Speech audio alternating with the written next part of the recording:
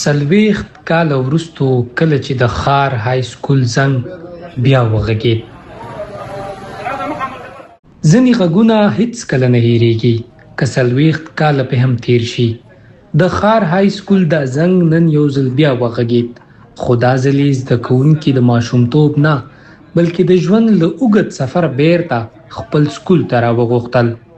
یو په بل پسې زاړه ملګري راورسېدل، ځینو سمدستي یو بل وپېژندو او ځینو بیا د څېرې تر شا د څلوېښتو کلونو واټن ولټاوه. خو کله چې غېږې سره ولګېدې، وخت بیا ودرېد.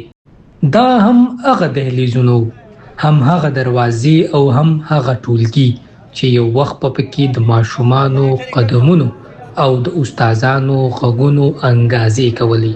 نن بیا هم هغه دیوالونو د خپل زوړ شاګردانو هرکلی وکړ.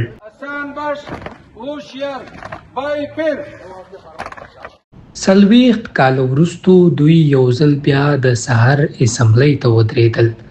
ترانه وویل شوه او د هغو استادانو او ملګرو لپاره یې دعا وکړه چې نن د دوی ترمنځ نه و.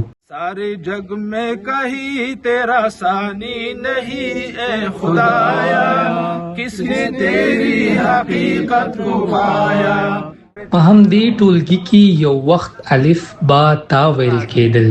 نن بیا سبق نه و بلکې خاطرې وې. هر میز یوه کیسه لرله، هرې کړکۍ یو یاد درلود او هرې خندا د څلوېښتو کلونو فاصله لنډوله.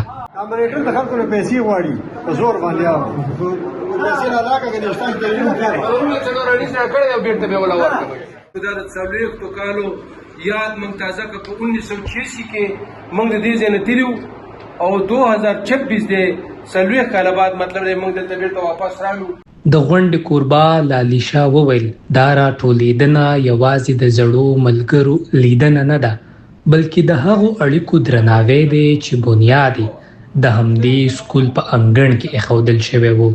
هغه هیله څرګنده کړه چې دا دود به ژوندی پاتې شي. هر چا د خپلو استادانو نومونه یاد کړل، هغه استادان چې یوازې کتابونه نو ورزده کړي بلکې د ژوند اخلاقو او انسانیت درسونه یې هم ورزده کړي وو. وخت ډیر څه بدلوي، ویښتان سپینوي، لارې بیلوي، خو د ښوونځي ملګري نه زړېږي.